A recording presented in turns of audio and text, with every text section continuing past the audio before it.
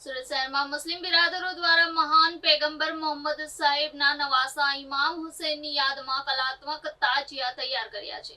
આગામી મંગળવાર અને બુધવારે તાજિયા શહેરના રાજમાર્ગ પર નીકળશે। મોહરમ એ ઇસ્લામિક કેલેન્ડરનો પહેલો મહિનો છે। મુસ્લિમો માટે આ સૌથી પવિત્ર મહિનામાંનો એક છે। આ માસને વેદનાના મહિના તરીકે પણ ઓળખવામાં આવે છે। મોહરમનો 10મો દિવસ યોમે આશુરા તરીકે ઓળખાય છે। હઝરત ઇમામ હુસૈન ઇસ્લામના સ્થાપક હઝરત મુહમ્મદ સાહેબના નવાસા હતા। સુરત શહેરમાં ઇમામ હુસૈનની યાદમાં મુસ્લિમ બિરાદરો દ્વારા તાજવા બનાવવામાં આવી રહ્યા છે। છેલ્લા 10 દિવસોમાં કલાત્મક તાજિયા બનાવાયા છે। થર્મોકોલ, ઝીલાઈ ટીંતા, રંગબેરંગી લાઇટો અને જરીનો ઉપયોગ કરીને આ કલાત્મક તાજિયા બનાવવાની ઝીણવટભરી કામગીરીને મુસ્લિમ યુવકો દ્વારા તાજિયાને આખરી ઓપ આપવામાં આવ્યો છે। આ તાજિયા છેલ્લા 70 વર્ષથી બનાવવામાં આવે છે। મુરગવાન, સલાબતપુરા અને મોટી ટોકીઝ ખાતે બનતા તાજિયાને બનાવવા સ્થાનિક લોકો રોજ રાત્રે તાજિયાનું કામ કરી સવારે નોકરી કરતા સામાન્ય લોકો છે। તાજિયા કમિટીના પ્રમુખ અસદ કલ્યાણી અને કાર્યકારી પ્રમુખ સોહેલ હાંસોટીએ વધુમાં જણાવતા કહ્યું। અસદ કલ્યાણી, પ્રમુખ સુરત શહેર તાજિયા કમિટી। આપ જે જગ્યા જોઈ રહ્યા છો તે બેગમપુરા મુરગવાન ટેકરા, આજે પાછળ તાજિયો દેખાય છે તે તાજિયો સુરત શહેરમાં મિની હુસૈની મંડળના સિલ્લીવાળા તાજિયા તરીકે જાણીતો તાજિયો છે અને વર્ષોથી સ્થાપના થાય છે। આપ સામે જોઈ રહ્યા છો તે તાજિયો લગભગ 100 થી 150 વર્ષ પુરાનો તાજિયો, જે 150 વર્ષ પહેલાં શરૂઆત થઈ હતી ત્યારે એની સ્થાપના થઈ હતી। હુસ્ના હાંસોટીનો તાજિયો જેને કહી રહ્યા છે। અને આ સલાબતપુરા, બેગમપુરા વિસ્તાર જ્યાં તાજિયાઓ વધુ પ્રમાણમાં બનાવવામાં આવે છે। આજે લગભગ 8મો ચાંદ છે અને તાજિયા દર્શન માટે ખુલ્લા મુકાયા છે। અને અહીંયા જ સુરત શહેર તાજિયા કમિટીની ઓફિસ પણ રાખવામાં આવી છે, જે છેલ્લા 20 વર્ષથી કાર્યરત છે અને 20 દિવસથી કાર્યરત છે। તાજિયા કમિટી દ્વારા શહેરની અંદર જે 2 દિવસ જુલુસ નીકળનાર છે, શહાદતની રાત્રિએ અને વિસર્જન જુલુસ, એટલે કે તાજિયા ઠંડા થવાનો જુલુસ, તે 2 દિવસ દરમિયાન જે તાજિયા જુલુસ નીકળવાનું છે એમાં એ માટેના પરમિશન માટેના ફોર્મ 300 થી 50થી વધુ ફોર્મ ઇસ્યુ કરાયા છે પરમિટ માટે પોલીસ કમિશનરશ્રીને,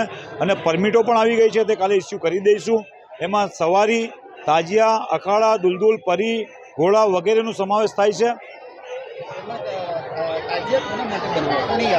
તાજિયા આપ સલ્લલ્લાહુ અલૈહિ વસલ્લમના નવાસા હઝરત ઇમામ હુસૈન હસન, જેમણે ઇસ્લામ ધર્મ માટે પ્યાસા રહી અને પોતાની કુરબાની આપી હતી, પોતે શહીદ થયા હતા, એમની યાદમાં આજે લોકો એ ત્યાં જઈ શકતા નથી, પણ આ એક એમની યાદમાં એમના રોઝા મુબારક તરીકે એને એવી કલાત્મક રીતે સજાવી બનાવવામાં આવે છે, જેને આજે સુરત શહેરના લોકો જોઈને ત્યાંથી એમને એ ધાર્મિક રીતે એ માન્યતાને પૂરી કરે છે।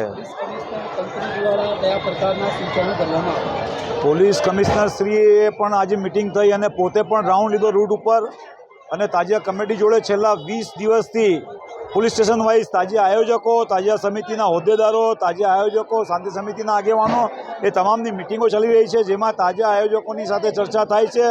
તાજિયા આયોજકોને ખાસ અપીલ કરવામાં આવી છે કે તાજિયા આપ સ્થાનક પરથી વહેલા ઉઠાવજો અને તાજિયા શાંતિમય રીતે જુલુસ પૂર્ણ થાય, કોમી એકતાના માહોલમાં પૂર્ણ થાય અને વહેલું પૂર્ણ થાય, એ માટેના પ્રયત્નરૂપ જે કંઈ બી સૂચનો હતા એ સૂચનો અમને કર્યા છે અને એ સૂચન અમે તાજિયા આયોજકોને કર્યા છે। તાજિયા જુલુસની અંદર લગભગ હું એમ માનું છું કે તાજિયા સમિતિના હોદ્દેદારો, આગેવાનો, સ્વયંસેવકો, એક તાજિયા દીઠ 5 કાર્યકરો, સ્વયંસેવકો અને એક પરમિટ ધારક રહેશે।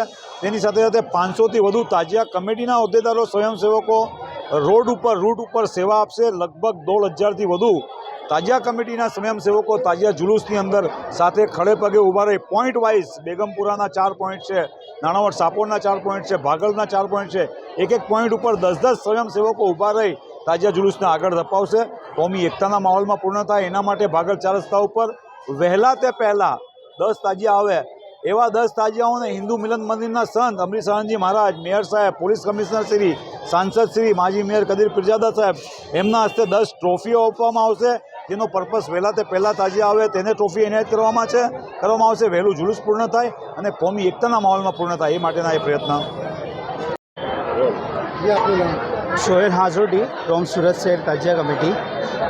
આજે 8મો ચાંદ છે. તાજિયા દર્શન માટે મૂકવામાં આવ્યા છે. હિન્દુ મુસ્લિમ બિરાદરો, ભાઈઓ બહેનો આજે તાજિયાના દર્શન માટે આવ્યા છે. ઘણી મોટી સંખ્યામાં આવ્યા છે. હિન્દુ બહેનો, મુસ્લિમ બહેનો, ભાઈઓ બધા તાજિયાના દર્શન માટે આવે છે. અને કાલે શહાદતની રાત્રે 9મા ચાંદે જુલુસ નીકળવાનું છે. એટલે તાજિયા કમિટીની પૂરી ટીમ રૂટ પર તમને મળશે અને તાજિયા કમિટીના તમામ હોદ્દેદારો અને પૂરી એમની ટીમ પોલીસ પ્રશાસન જોડે ખભે ખભા મિલાવીને રૂટ પર તાજિયાનું જુલુસ નીકળશે એ માટે તૈયાર છે. તાજિયામાં લાકડાથી લઈને થર્મોકોલ, ફેવિકોલ, ગમથી લઈને ટોટલ જ હાઇડ્રોલિક, અત્યારે તો હાઇડ્રોલિક સિસ્ટમ આવી છે. તાજિયા પહેલાં ખૂબ જ મોટા બનતા હતા, હવે હાઇડ્રોલિક સિસ્ટમ આવી ગઈ છે. એના લીધે નાના પણ બનતા થયા છે અને મોસ્ટલી તો થર્મોકોલ જ યુઝ થાય છે અને લાકડાથી. અને સૌથી ખાસ વાત, તાજિયા આયોજકો જે છે એ જાતે રહીને આખો મહિનો મહેનત કરીને સવારે નોકરી પર જાય છે અને રાત્રે આવીને નોકરી પરથી આવીને કામ ધંધો પતાવ્યા પછી તાજિયા હાથથી બનાવે છે.